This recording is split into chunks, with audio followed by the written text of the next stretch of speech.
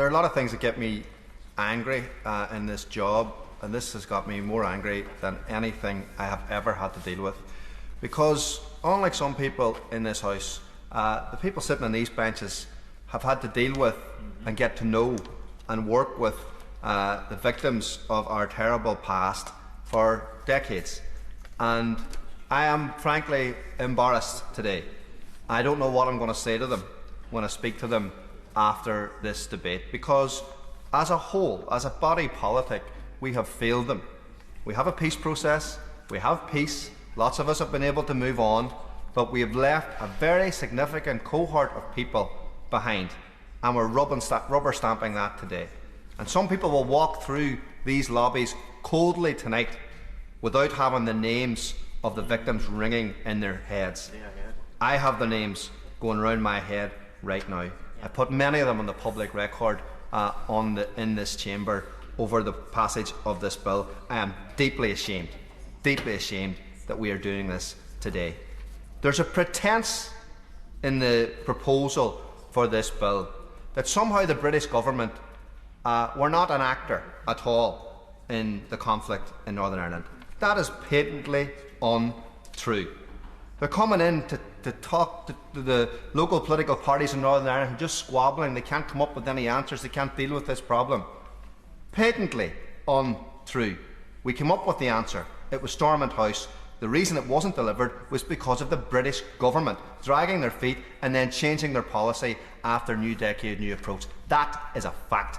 I really hope now that the Irish government listen to the calls for some of us to take this government to court in Strasbourg at the European Court of Human Rights. Because this is an affront to human rights, it's an affront to Article 2. Every single expert I've spoken to agrees with me on that. Every single victim agrees with me on that as well. The Secretary of State must have used the phrase effective information recovery process a lot of times. Effective information recovery process. I can take you to families today whose children were shot in the Troubles at 14 and 15 years old, and their cases have been closed by this government until 2064 and 65. These are the people telling us they want an effective information recovery process. They're denying victims an effective information recovery. That is what they're doing. So it tells me that this is based on a lie. This is an attempt by this government and dark forces within the security apparatus of this government to close down access to truth and justice. And we all understand that justice is going to be hard to get for many families.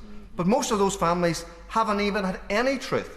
The process of investigation gets them truth. I can take you to loads of families today who never even once met a police officer, even though a loved one was murdered. Does anybody here believe that the IRA are going to come forward and tell us who bombed a particular pub or who shot a particular person? It is utter nonsense. This is an attempt to close down access to the truth. It is an affront to democracy. Immunity, it's impunity. You have given people a licence to murder people on the streets of Derry and Belfast and Newry and right across Northern Ireland, and also on the streets of London.